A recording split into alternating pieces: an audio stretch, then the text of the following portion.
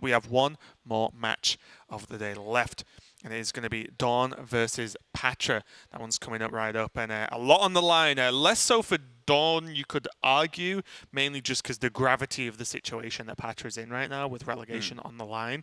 But DawN's still fighting for those top 4 spots and trying to place as well as possible to get him comfortably into the playoffs. Yeah, DawN's still fighting amongst the top of the top there in Division B, with Glory and Tom again going to an equal record now, I believe, of 7-3. DawN, I think, is in a prime spot to sneak in 3rd place. Right. At the moment, I think, is where he's got his eyes set. He would, of course, like to get first and win out from here on in. But I think making sure he tries to get through to playoffs but doesn't get that automatic loss by coming in 4th. Yeah. That's definitely where DawN should have his eyes set. Whereas, as you said, Pathra right down at the bottom. If she were to lose this series today, she would be behind Blitzchung after an 0-2 week, after Blitzchung's 2-0 week. Yeah, and would actually just finish the week in the relegation spot, right, which is never where you want to be. And just I'm just glancing over the lineups. I'm not just ignoring Derek just in case I have something here to read off. But there's just for Pathra, there's combo priest, there's just average quest druid, or normal regular quest druid, that's average. Grande quest druid. Yeah, and then the quest shaman and the control warrior. So the most just middle of the line lineup. And if I think this is a combination from Pathra of 1 being just arguably the 4 best decks, and 2 just saying I don't need to do anything fancy to win games. I just need to play the best decks well. And we see now the druid shielded, the warrior banned, and then the warrior not shielded, the priest shielded from DawN, and the druid banned out. So what do you make of how this is all shaken out? Well, the priest being protected there for DawN is obviously pretty good against Patra's lineup. With having both druid and shaman in her lineup, she's somewhat susceptible, I would say, to the priest. And then with the warrior banned away, that's one of the best decks against priest gotten rid of. So I think for DawN, that is, if not a guaranteed victory, the worst matchup he has to take is a mirror, which I think he'll be fine in. Right, well, I believe the first matchup he is going to take overall is going to be the priest versus the druid in game number 1. So they're just bashing the shields into each other to kick off the series. And again, one deck that just interests me, I hope we do get to see it this series, is just DawN's Paladin. Yeah. It's not really a new flashy deck. It's just a very intricate deck. It's the closest thing, I think, to Freeze Mage we've had since Freeze Mage. Yeah. And it's a very fun deck to watch get played. I agree. I think when it's played well, it is a thing of beauty. It's incredibly difficult to play correctly. Like even Hunter-Ace, when he was going through his Masters Tour Soul run, where he was, again, that was Specialist at the time, and he brought this Holy Wrath Warrior to that tournament. Paladin. He was saying, Holy Wrath Paladin, he was still losing a lot of matchups, he thought at least, or at least a couple, to just misplaying, to just not finding the correct lines to go for lethal. And it is one of those decks that even the best of the best struggle to do well in. But I think in Asia Pacific, at least, DawN seems to be one of the most confident with this deck. Yeah, it seems pretty solid as far as I've seen. I don't really recall DawN doing anything drastically incorrect. We've seen arguments, or not arguments, discussions from pros over like small plays, like tiny things that, maybe you should have done this here, done this there. But there's no really egregious big plays like that from DawN. It's more just steady and solid gameplay overall. Where we've seen some players not really recognize situations they are in the game, whether they need to clear, whether they can buy time, whether they should buy time, or whether they do need to go for lethals, even if it's a 1 in 4 at certain spots. Yeah. Whereas Patra's lineup that we're taking a look here, like you said, kind of the most standard lineup you can have. Almost too standard. It's like in a movie where an alien has to pretend to be a human, and they're like, I am man-boy person. I have not seen that film. I don't know. Or like when Lisa's pretending to be a guy, and she's like, I'm Frank Boyman. Oh, okay. You know, it's like it's too standard. It's too normal, the lineup that Patra's got here. Which it's not even a criticism. I don't even know why I'm saying it, to be honest. It's. I think they imagine you think about that a lot. I think they are good decks that she is bringing, and if you don't have a strong read on your opponents that you can target what they're bringing, which I think DawN has been a player that's difficult to get a good read on. Frosty as well, not necessarily bringing the same stuff every week.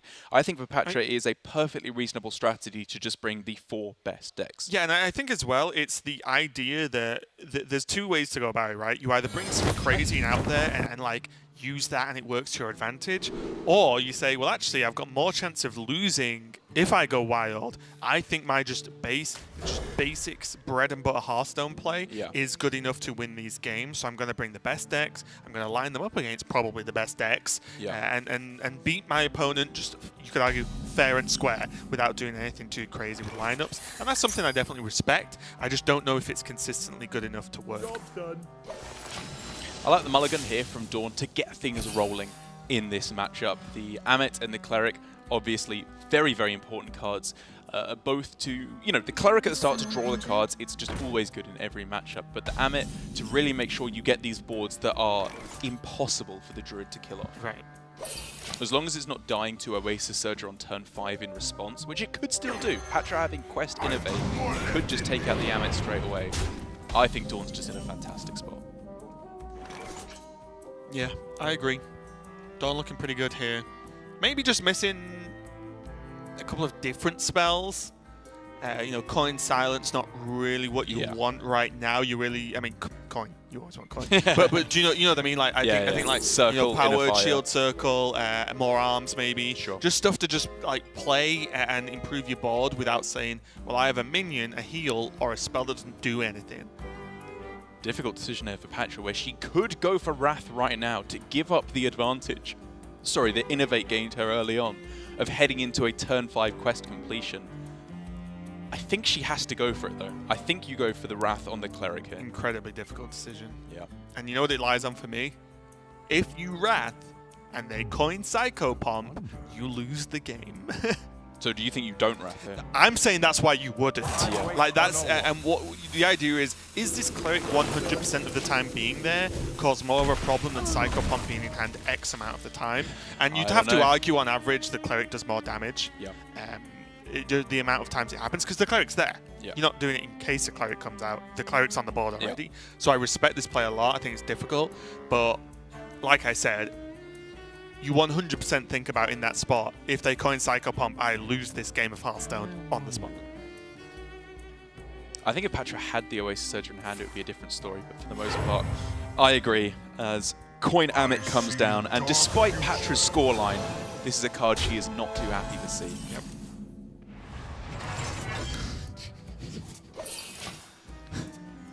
Okay. Come on. Those are good draws. That's good draws too. In the light's name. I mean, if there's anything that's going to help, though, the Innovate, Nourish, and you still Yeah, proc yeah, a quest is a pretty sick. Yeah, that's true. So do you think she actually goes Innovate Nourish for ramp next turn?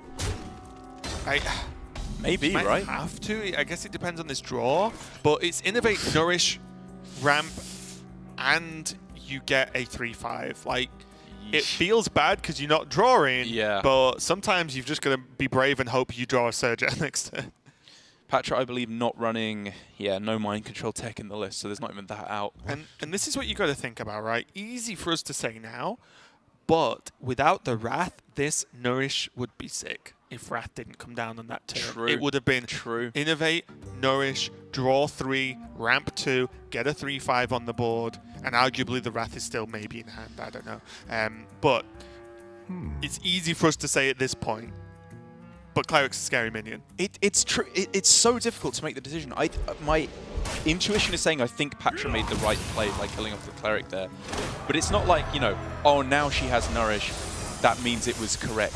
It was incorrect to do her play. She could play to this out of trying to draw these cards. And maybe she was in such a bad position she had to do that. So, honestly, just from my personal experience, I actually hit quest as quick as possible, almost to a fault. Yeah. I actually just say, well, it either This happens is my or it game doesn't. plan. Done.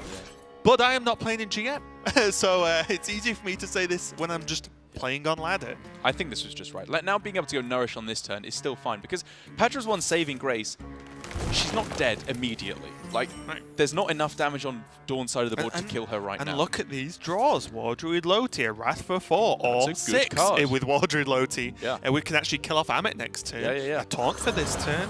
Innovate is always just going to be good. I think I prefer the Wrath this turn than Innovate Loti. Yeah. Sure. You can just rush that in next turn. And, for Patra, this is not over. Right. And just as much as I was talking about the kill on the Cleric, her suffering from it, well, the kill on the Cleric arguably is the only thing that kept DawN's hand size down. Yeah. DawN has a bad hand right now. Yeah. If he had the cleric, it would be over. Right. So when we talk about things that lead to problems, well, there's also things that lead to positives. Yeah. It's just that it's easy to talk about what has happened, not what hasn't happened. Yeah. Even like low-T swipe isn't always terrible. Maybe just what would be a sick draw? Oh, that Starfall, that Lotus pyro kind of can potentially help Pathra out here. by damaging the border. A little bit. I mean, there's not enough spells to do major damage. So but if Starfall comes down, maybe. it might just be too much. Pathra might just Yeah. be being zooed right now, which is so weird. I think so. She does have heal though. To buff the Light Ward. Oh yeah, I'd take 12 health over giving my opponent 2 damage. Absolutely, of course. And there's still, I mean, there's heal, innovate, swipe. That swipe doesn't get anywhere. Or there's Low-T swipe for obviously spell damage buff. Like Low-T swipe the Amit. Crystal Power? More hidden oasis. Like Crystal Power can be played in combination with Low-T and swipe this turn. So maybe it's Low-T swipe Crystal Power the 2/2 Tolvir. And We then probably carry Crystal through. Power the Blade Master, right? Sure, okay. After yeah. it comes Yeah, back yeah, after the swipe. Yeah, okay. But I actually think spamming Hidden Oasis might be the way. Yeah, I think this might Just be put big better. taunts in. You've seen silence. Just put another big taunt down. Put another big taunt down. Yeah. Just buy time until you get, for example, there could be low-T swipe, innovate swipe, which Maybe. would be Insane. Yeah. Insane. Go for it. Oh, I think you have to just taunt heal. Taunt heal. Taunt heal. Unless I'm not counting something that's lethal if she does. But I'm pretty sure it's not. I like I think this is I their like best this. shot. Yep. Set up for something Just seen a magical. silence. Go again. Yeah. Make another taunt afterwards. Go, go, go. I think that's exactly it. Their out is Low-T swipe, innovate swipe. Oh. Or Zephyrus. Oh. Cleric, heal, circle, GG. Ideally, yes.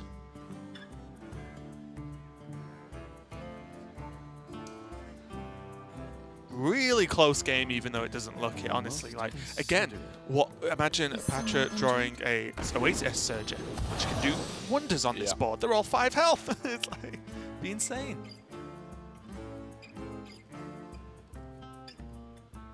Again, before the order is the heal is wanted from DawN with the cleric on the board. Before you're like, ooh, could have been 7 health. What was that, Divine Spirit? That's not good.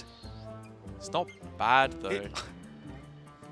It's bad this Buff turn, the Light right? Warden, trade in. Do you do Light Warden? Or would you buff something bigger than that? Why don't You get just rid of the Light sacrifice the Warden? Light Warden.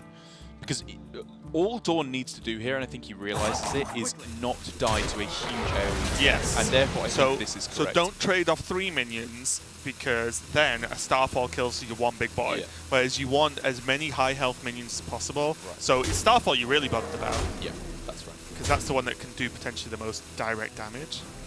Oh, a Surger pickup, a Starfall pickup, all these wouldn't be bad. Crystal Maiden. Not that. Okay, well, I think Pathra just goes again. Just heal up. Yeah, just Survive the turn. Yep, again. The Light Warden's gone, so the punish, arguably, for the heal's not there. Because I don't think Swipe does enough. Yeah. No, with the Low-T. It doesn't cut it. I think you're right. Like, does swipe with Low-T this turn ever set up for Starfall next turn if you leave it stealthed?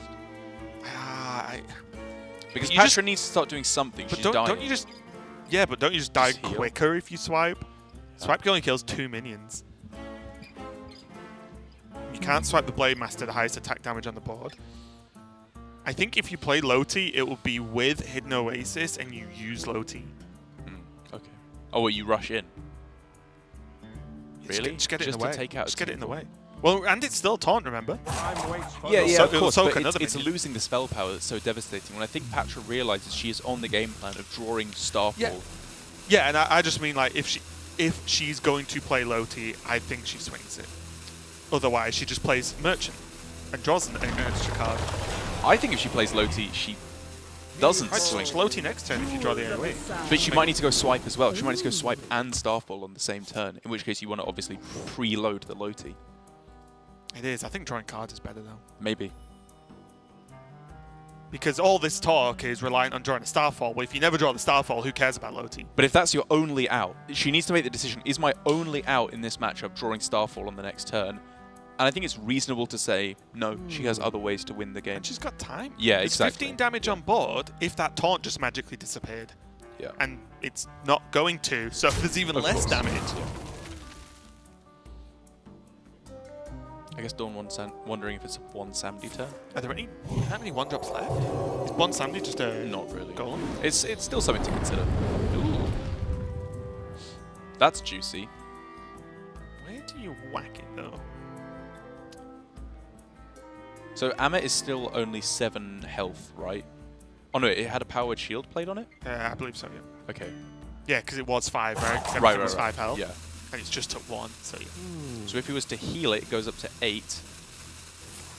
Play a spell, trade the cleric up to 8, down to 7. Buff it, trade it, it's still not lethal. Just got Topsy anyway. I think he just goes for the Grenade Master and saves the Topsy for damage. Yeah, yeah.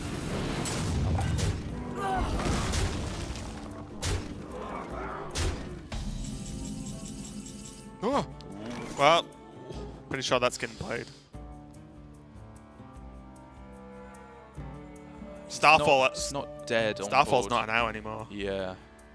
And the problem is as well now, unless Pathra drew exactly Floop, one Loti doesn't do anything because you kill one high health minion, course. but there's a second one. Yeah. So I unfortunately think that it's a lock on Ferris, She although could- Pathra disagrees. She could draw Floop and still play it with the Innovate. That's true. With the Loti, of course, sorry. Starfall and Surger and Scenarios. It's all just a tad too late. So do you just like Heart of the Cards this and play Surger and kill 2 minions? And then just hope there's no inner fire? Well, if she plays Starfall here... Power Oh wait, takes yeah, no- Innovate Swipe doesn't work actually. Yeah. I'm waiting for no one. Innovate Swipe and bop the Blade Master, I guess. Over the Amit? I guess. Yeah. I'm just wondering how. Amit might have done the job I'm just already. wondering how many minions are even left. Yeah, whereas yeah, Blade yeah. Master just does more damage. Yeah, of course. Yeah, that seemed bad. Yeah, wait. Something Yeah. went wrong there. Yeah, that was obviously wrong. I think she was thinking like Starfall damage to clear it off. Yeah, it deal 3. Yeah, yeah, of course. I mean, you can see from Patch's reaction, Yeah. she knows something went wrong there. Still though, I mean, not out. Wait, am I not adding this up? 13. No, yeah, not out Not yet, dead. right? Yeah, yeah. Hey, I got you. One friend. Samdi might 5, yeah, that's be lethal. what it takes. Yeah. With the I got you, silence. friend. Wow. Yeah, I actually didn't realize there was 2 sidekicks even though only 1 was needed. I Yes. thought actually DawN had like no 1-drops left. I must have missed sidekick at some point. But that silence is going to add on to the lethal. Would have been exactly just 1. Didn't need it in the end. And yeah, Yeah. was that a knock-on effect from Pathra messing that up a little bit? Well, Because I there think- would have been 1 less Blade Master on the board. No, there would have... Oh, maybe? Wait, what did she rush the... Because The wait, Loti into. there was the Loti went into the Amit, which I think was Right. not needed. Yeah. Because as I said, like I think the Amit's just Oh, well, it was the wrong way round she did it in because she should have gone for the attack into the Amit first and then swipe, and then it wouldn't have been they wouldn't have been giga so much health. Yeah, of course. Yeah, that was it. I Yeah, mean, there we go. yeah. Because I was looking at where you aim because I was thinking about, you kill Yeah, you yeah, aim yeah. the Blade Master because the Blade Master just does more damage Yeah. and so on. But yes, that was the issue. That was game number 1. We're going to recover from that one and get into game number 2 after a quick break. We'll be right back.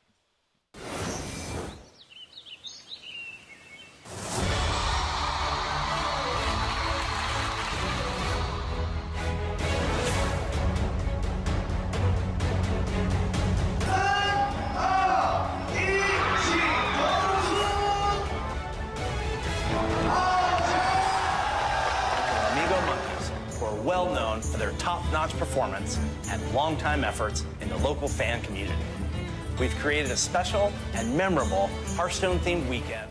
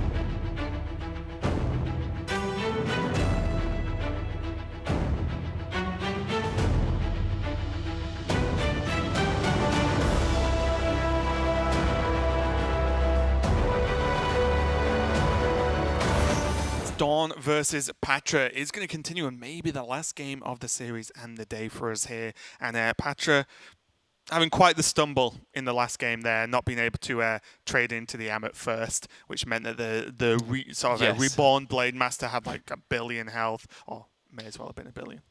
Yeah, I mean, honestly, that was on me as well, not realizing the mistake she made. Because honestly, swiping the Blade Master, I realized afterwards, if she'd done the trade in the right way, might have been better than killing off the Cleric. It at least had benefits, because then it was a lower health minion, and therefore she was less likely to die to Inner Fire or the Topsy-Turvy. So the bit of the play that we were focusing wasn't even necessarily a mistake, even though I think we disagreed with it.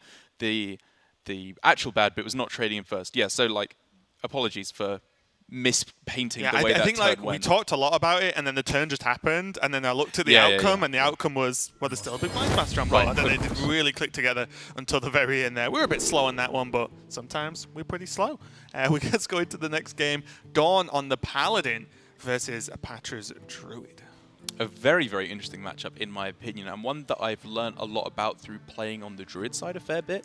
I haven't been playing much Holy Wrath Paladin recently, mostly just against it. And the way that you use all your healing and armor pieces is so interesting in this matchup to me. And you have to be so careful, because the healing and armor is obviously very, very powerful in Druid. You know, Ferocious Hell can gain up to 18 health in a turn, in a game. And obviously the Oasis Surges, Hidden Oases, sorry, can gain a lot of health as well. But you don't have much of it. You only have those 4 healing cards in the deck, so you have to be very precious with them. Yes, and I think what might happen with this matchup, or at least the style in which you can play it, is players might overdo it. Like, oh, I'm not going to play Ferocious Hell all game until I get max armor. It's like, well, it also draws a card which gets you to your other cards and win conditions quicker. Like, I don't think you should just wait till you have 10 cards in hand and then Ferocious Hell. So I think like that might be a trap that maybe not these players, but players who hear of this style can go into it. Because I think you can try and be too fancy sometimes. I agree. But it is interesting, and it just will make or break games of Hearthstone. And I think the appropriate amount of respect to play Ferocious Hell is to mulligan it out of your hand. We've seen some players hold on to Ferocious Hell because they're like, no, it's a card I can play before I complete my quest. It draws a card. It's not that bad. I often don't want this later on because I don't want to spend the 3 mana. Pathra correctly realizing here, I do want to spend the mana on this later on. That definitely does not come under my worry of being a bit too silly about the plan. That just is 100% reasonable to me. As is drawing a Crystal Merchant. DawN, though, getting it straight out there, dropping the Zephyrus and just saying, let's go. Clearly he didn't realize that he was not playing a Highlander singleton. Well, for me, this is also interesting because Zephyrus on the Holy Wrath turns push out more damage. But if the assumption is you need 2 Holy Wraths against Druid, then Zephyrus its services are no longer required and has been demoted to an average 2-drop with a sparkly border. And in all honesty, I think this was a very good play actually by DawN to throw it down, because in the vast majority of outcomes, ignoring innovate nonsense, DawN is able to clear off a Crystal Merchant on turn 3 because he knows he can Zephyrus on 2, Hero Power on 3, and then just trade into it. And that's exactly what's happened. Yeah, and honestly, otherwise just wouldn't have happened outside of drawing exactly the True Silver. Yeah. And that's it. So yeah, really nice play from DawN there. Keeps the Zephyrus on board as well. Yeah, Pathra can Hero Power it down, but this Zephyrus has effectively killed a Merchant and dealt 3 more damage. The reduction of Holy Wrath to 2 is interesting here for DawN, because it's unfortunately for him, without the coin, 1 mana off from being able to go Shavala, double Banker, double Holy Wrath.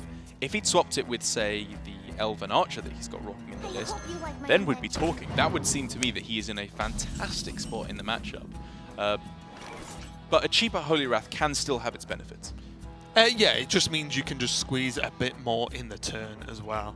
It means that maybe you can squeeze a timeout where you can't always do it. Because, for example, if you look at another lens, what if the banker's expensive? Good point. With another lens, and it just makes the turn a little bit easier to pull off.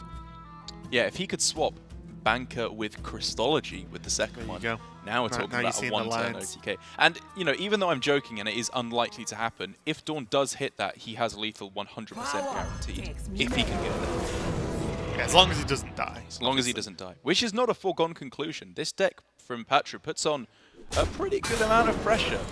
Especially with the hand we're looking at here. I'm thinking Nourish with a couple of other 6-drops in hand. Feoris, Floop Feoris. Whew, that's pressure. What? You think you can take me? High Priest the call.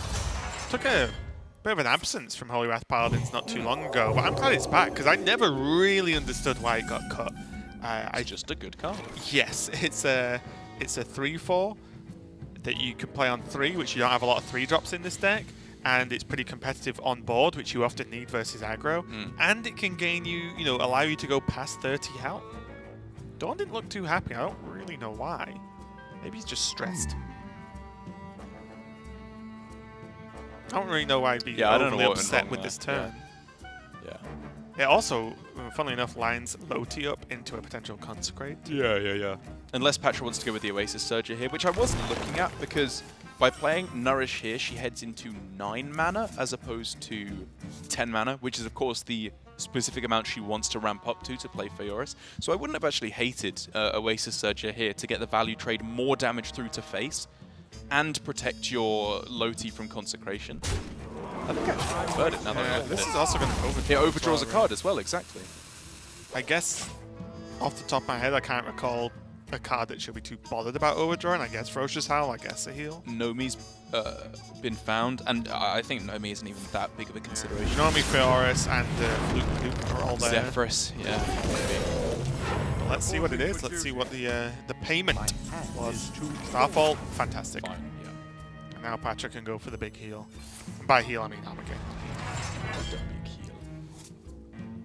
Oh yeah, when I said 18, I meant 20 health as well. I always forget that it gains the amount that you have in your hand after you draw. Yes. Yeah. Ooh, tough decision here, actually. Is it always just Snap Oasis, or is 2 enough healing? I'd like to think 2 is enough. I like more Oasis Surges. Just play an Oasis Surger every turn for the rest of the game. King Feoris? It's another 6-drop? Does that sway you at all? Maybe. 0 mana 6-drop? I like the sound of those. The problem is, Pathra does need to play out this stuff, right? Yeah. And the difference between 5 and 6 cost in this deck is huge, because it means you can't do, Starfall 5-drop and Oasis Surger 5-drop. It's 6-drop plus like Swipe. Yeah. Is the only really thing that consistently fits in that mana gap. So I think I like Oasis Surger because now Pathra just plays an Oasis Surger every single turn. And what does DawN do? Can you clear all of them? No. Is he forced into timeouts? Maybe. What card did Pathra burn again? Sorry. Starfall. Starfall. Oh yeah. Okay, that's fine. Yeah, that's fine. And look at this. Wow. 10 damage. Wow. So is this just a Snap King Feoris, or is there's enough stuff on board already? I guess, right? Oasis Surger. Yeah. I like it. I like this too. Make DawN clear or timeout. I mean, this is anti-Paladin play 101. Yeah. You know that the only answer they have to boards is expensive, wide board AoEs. Yeah. And so you don't want to overcommit. And this is already... I mean, I don't think it's an overcommittal, but I think it's enough to demand an answer, absolutely. Yeah, it's just lethal. It's almost certainly a lethal setup in Yeah. tons of scenarios. Scenarius, Zephyrus, swipes. There's so much that just give Pathra lethal. And the good thing is, this is why I like the Oasis Surger, is that this is not even punishable if it's cleared again with Feoris. If that's cleared again with Floop. If that's cleared, another Oasis Surger. It never There's ends so now much, for the rest of the game. And by that point, she can probably play, if she's not there, to play Chef Nomi. So, in that case then, does DawN try and stall rather than remove with, say, for example, on this turn, timeout, Christology, draw a card of whatever comes off of that? Or do you like this play instead? I think this is also fine. I guess it does a similar Because thing. I think in this instance, it kind of doesn't matter. Right. Because there's no damage that's tankable.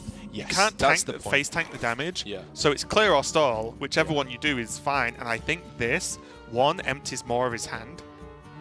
now because he can play the Pyro, he can play out the Thanos, he got rid of Consecrate, he got rid of Equality, and then suddenly timeout, do stuff, timeout, do stuff might actually buy him enough time to finish this game. I agree. I think this was a good turn by DawN. Definitely worthy of removal. Now Ferris is looking good to me. Are you ever disincentivized because of the Pyro on board? The difference between Shrink Ray and leaving 7 attack on board and leaving 0 attack on board is pretty big. It is, but if you Shrink Ray so much mana, then you just play it again. I guess so, yeah. And, and then the second something sticks, Cenarius. Dead. Because I guess what's the alternative of not Feoris? It's Oasis Surger, Swipe. yeah, Starfall. That sounds horrible. Well, for me, Oasis Surge's Swipe's kind of alright, but Ferris is sick. Look at, it's like, what, 1 6-drop, 2 6-drop, 3 6-drops, a 4-drop, and a 5-drop? Just force them to have it every turn. And spend mana. Spend the mana, spend the timeouts. I agree. I think I would like to see. This isn't a bad turn, but now there's a chance that DawN can just do like flash convenient, flash of light, tank the damage. Which is not a timeout use, which is not an AoE. And DawN's getting close to that that's what I mean, end of deck setup, yeah. I think this was a. I think Pathra has enough stuff to literally make a board every single turn, and to me the board could have been bigger.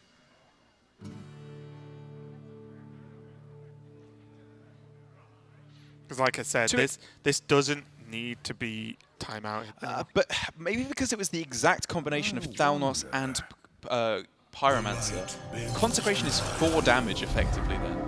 You have 5 and if you got 6 drops that have 4 health, then unlucky. I guess. Right? Yeah. The 2 6-drops, 5-drop, 4-drop, plus a 5/5. But maybe the thinking is that, with the 4 drops and the King Feoris, maybe you can get into a situation where the few minions that do live are not enough to represent lethal. But then she has a Cenarius in hand.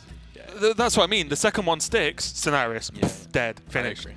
And it was just King Feoris. If the clear comes down, King Feoris, then either Cenarius on an empty, or by then, it might just be too late anyway, unfortunately. Like, that's my worry is, if you slow play this, is DawN just going to win?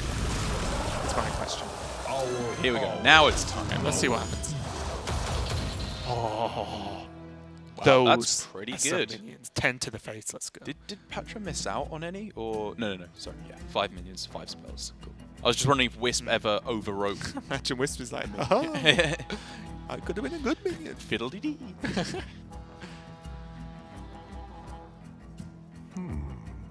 So which ones deserve killing? The weird thing here for Pathra is that I think leaving up Crystal Smith Kangor is not that bad. Usually, I think it's a disaster. I think I would have done 10 to face. If I was sat in that seat, I think I would have done 10. Well, because the thing is that DawN has played 2 Flash of Lights, and there's not actually that much healing left in the deck that goes with True Silver. Nice, 4. Right, exactly, outside of Shivala. But Pathra knows that DawN needs both activations of Shivala and Holy Wrath to deliver lethal. An 8-card? You don't risk a 9-card Shivala. Jeez, like, that's insane. I think Pathra could have gotten away with 5 damage face then. I agree.